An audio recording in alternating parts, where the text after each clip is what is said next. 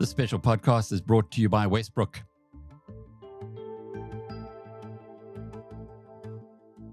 Well, every quarter we have the opportunity to engage with Dino Zoccolo from Westbrook. And once again, times are so interesting when you have a look around the world. And what you guys do puts you right in the center of maybe the news flow from a broader perspective, but very much an interesting place for investors.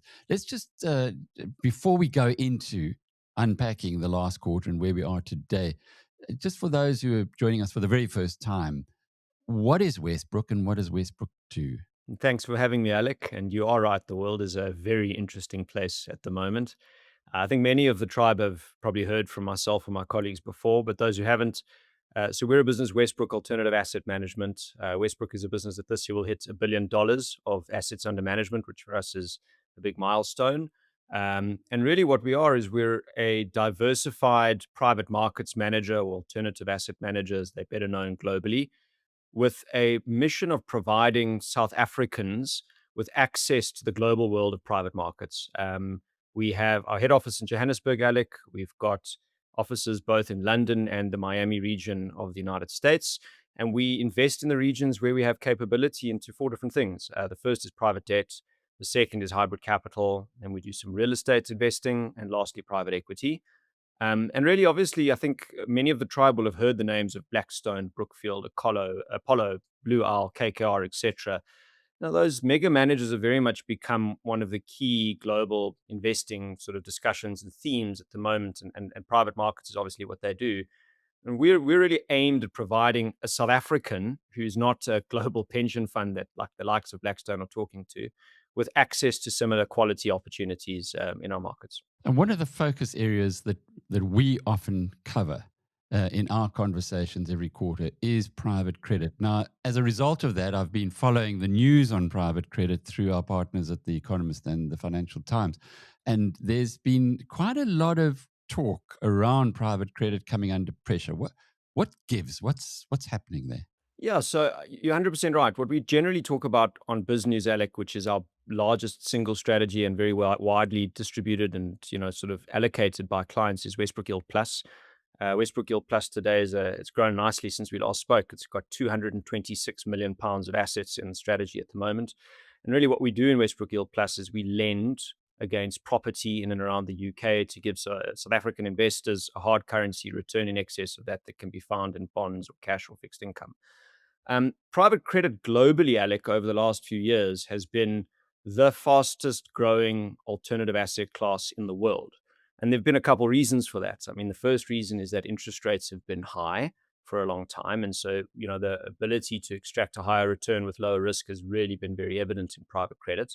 And the second, obviously, is that the world has been very complex from an equity perspective. We've seen the volatility in listed markets.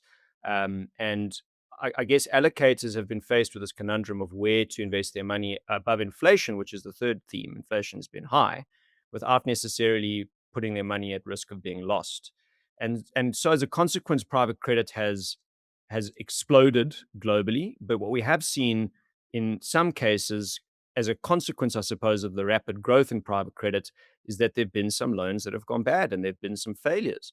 And I think that happens everywhere, right? And certainly even, most of the tribe are used to investing in equities. Not all equities go up all the time. And I think what we've seen play out is a theme where it's not just private credit, the asset class, that's attractive.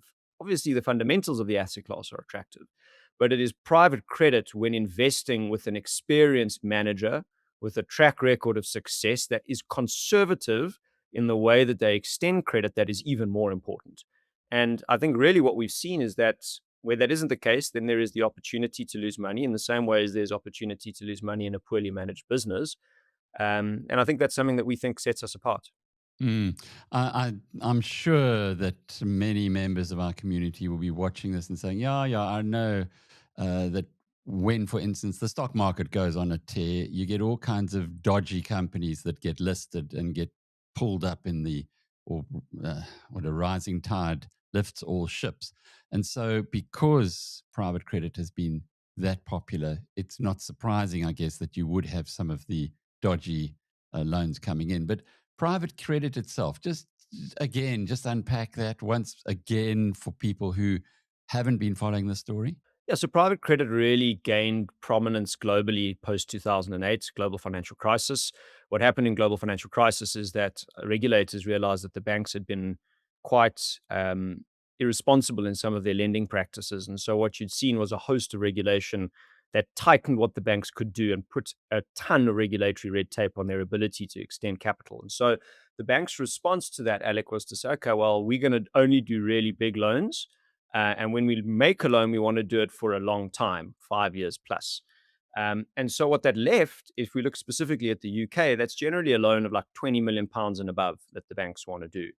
And so post global financial crisis, what you had is this whole world of borrowers who needed capital of less than £20 million. And that was specifically prevalent in the real estate market in the UK because it is such a strong, deep, liquid market that couldn't get capital from the banks. And if they could, it took a really long time. And so effectively what a private lender is, Alec, is it's a non-bank lender. It's an unregulated bank, except the big difference is how we raise our money. So we compete with the banks, but obviously in subsectors of the market where they don't operate. The big difference is that a bank takes money from a deposit holder and says to you, Alec, if you would like to draw your money tomorrow, you can have it all back. And that places a huge level of risk on the bank because now a bank is making 5-year loans on the one hand, and it's funding those loans with your money that it says you can have tomorrow. So what if everybody wants their money back tomorrow? That places huge risk on the banks, and so they've got to hold capital, and there's regulation and all sorts of things to protect that. What a private lender does, such as Westbrook, Alec, is we raise funds with mandates to go and lend money, in this case against property in the UK. And instead of promising our investors their money back whenever they want it, there are terms. So in Westbrooke Yield Plus, the way it works is you can give us notice with 6 months and you will have your money out.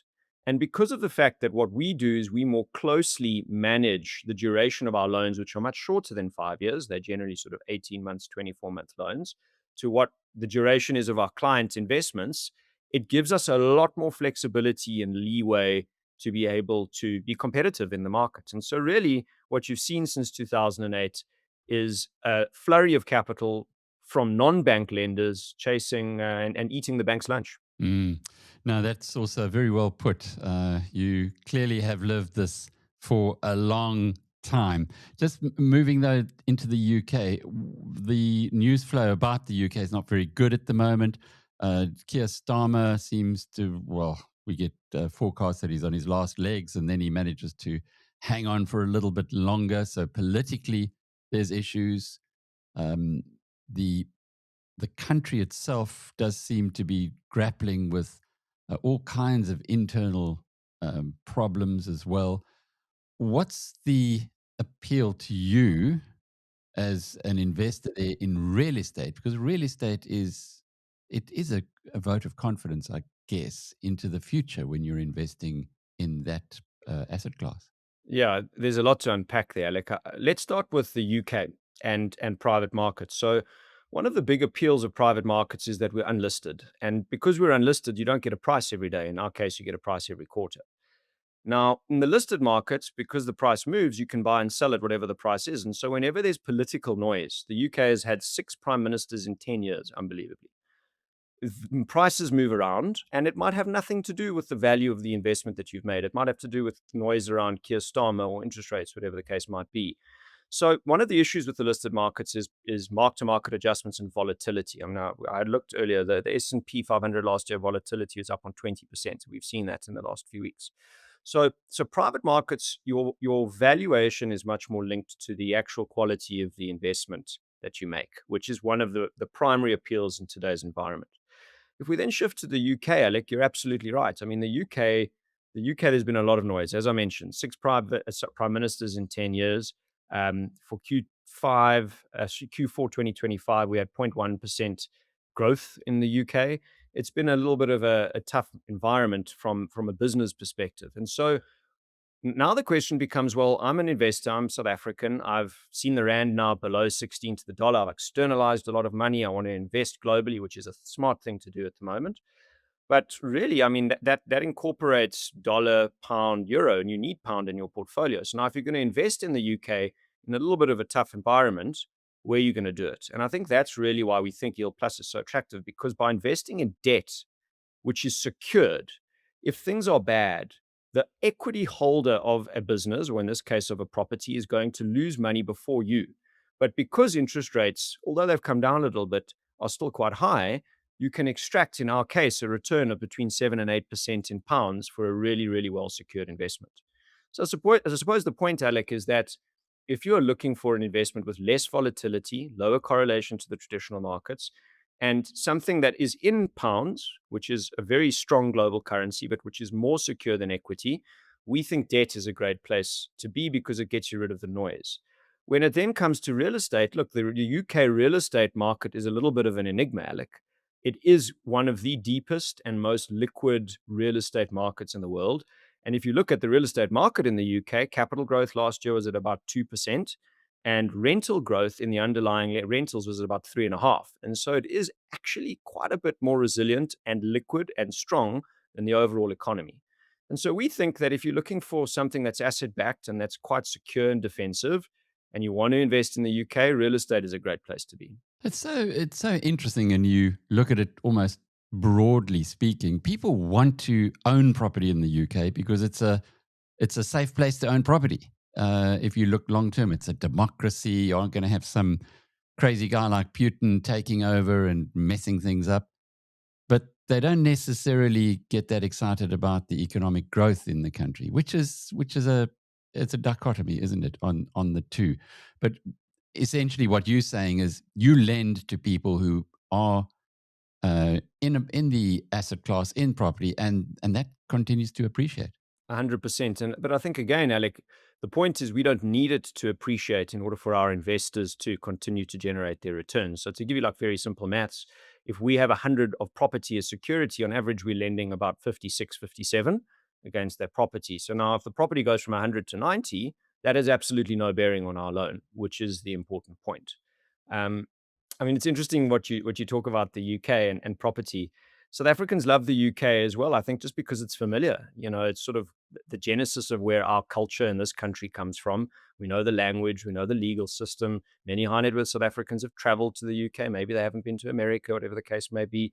There's just a very high level of comfort investing in that market. But what we have seen from clients is, as you say, many of them like to go and buy their own properties in the UK, as an example. But the problem then, Alec, is you've got one asset, which is very expensive, and you live on the other side of the world. It's a pretty challenging thing to do. And if the money, if the property loses money, you're the first guy to lose. And so I guess the proposition of what we do is Westbrook Yield Plus is a diversified portfolio at the moment. It's got 43 loans in it. And you're in the debt, not the equity. And then you've got an on the ground team of 14 Westbrook investment professionals in Marylebone, opposite the BBC's offices, who are managing those investments daily. And we just think that that's going to get you a better long term outcome. And the yields on Yield Plus at the moment? Yeah, so at the moment, Alec, we're generating about 7 to 8%, depending on which share class you elect. And I mean, maybe let's position that in comparison to the comparators. So Yield Plus is domiciled actually in Jersey, which is nicely tax efficient for South Africans. So you're getting between 7 and 8% in a more tax efficient way than what you would if you were invested directly in the UK. Normally, it's either a capital gain or an offshore dividend, which attracts 20% dividends tax. If you were invested in cash in the UK, Alec, you're getting probably in the range of about 3.5% in pounds, but then you've got to pay full income tax on that. If you bought 10-year gilts in the UK, you're at about 4.5% in pounds. And sort of, high quality corporate bonds in the UK are at about 5. So I guess the proposition here is that if you're looking for something which has an 8-year track record, it's never had a down month, where there is a very, very high degree of sort of capital preservation centricity and tax efficiency, and you don't want to get a higher spread than what you can get elsewhere, but you don't want to go in equities and run the risk of losing money. And we think that Yield Plus is quite a compelling proposition. And why Westbrook? Why should we be looking at Westbrook? Are there competitors who offer something similar to you? Yeah, so Alec, I mean, I think that is a fantastic question because there absolutely are competitors out there in the market. And so why Westbrook has multi sort of different areas of answer. I think the first and the most important is the people who manage your investment and their track record. Westbrook's been around since 2004. We're very well known in the South African market. Our origins come from private equity. We were the owners of the Corrie Craft Group which is a business that's very well known.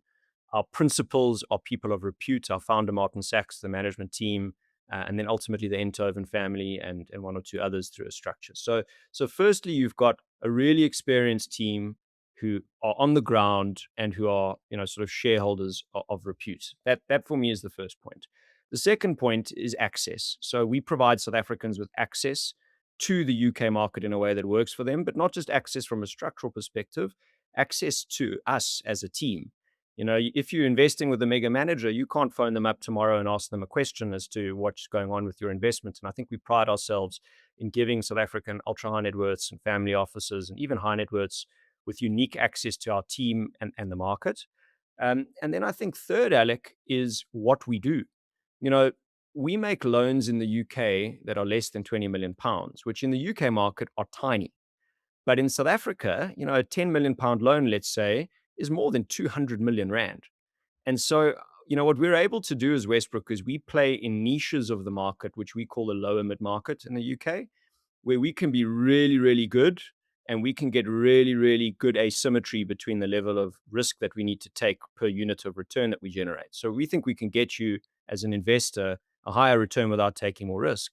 And that's because of the way that we implement what we do in the underlying markets. And so I think if you add, the three of those together, it should give our clients a lot of comfort. And of course, the track record of the business and the offering itself, I think speaks for itself. And right now, are you finding good opportunities for investment?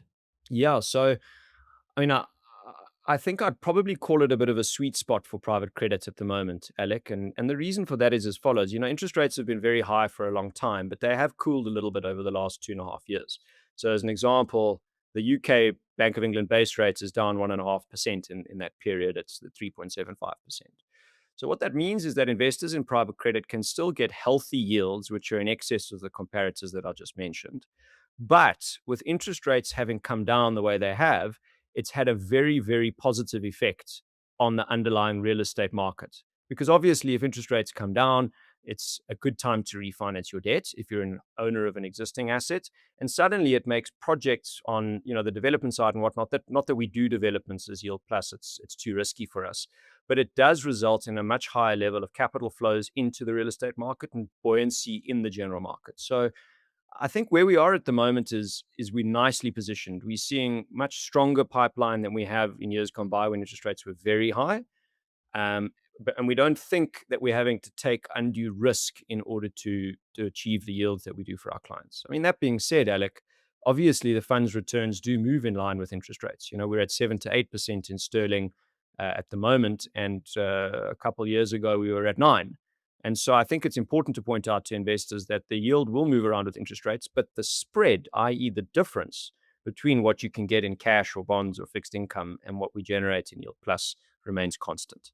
So, for those members of the Biz News tribe who are watching this or listening to this and saying, okay, I want some of that. I want 7 to 8% in British pounds. Low, you can't say no risk, but it's pretty low risk. How do they? Clearly, they could phone you up, I suppose. But how do they usually start the process? So there's a couple ways, Alec. I think there are two primary mechanisms. The first is to get hold of us directly, which is very easy to do. You can go to the website, westbrook.com, westbrooke.com, and you can get hold of us and you can make a direct investment. We're currently raising money for the end of March. I think the deadline is the 23rd of March. And you can speak to me or a member of my team and ask any questions. The one caveat there, Alec, is that there is a minimum investment of £100,000, which clients need to understand if they're going to invest with us directly, and that's driven by regulation in Jersey. The other way to do it is to speak to your wealth advisor. And we're very proud as Westbrook that we've got more than 120 different wealth advisory businesses all over the country, from the big names that we all know about to advisors in small towns in the Eastern Cape that I'll have to go and visit. And you are more than welcome to get hold of them and ask them, whether they engage with Westbrook and Yield Plus at the moment or not. And if they don't, I'd challenge them to get hold of us and set up terms of business. The nice thing about using a wealth advisor, Alec, is that you can incorporate the Yield Plus investment into the rest of your portfolio, and you can do it in a way that's really efficient from a reporting perspective. So, it shows up on your statements. You can see the performance alongside the rest of your investments. And then a lot of our clients get clever with things like offshore endowments, etc., where there's further tax efficiency, and they've often got them opened already. You can simply buy Yield Plus directly in that wrapper. Dino Zucolo is with Westbrook. I'm Alec Hogg from biznews.com.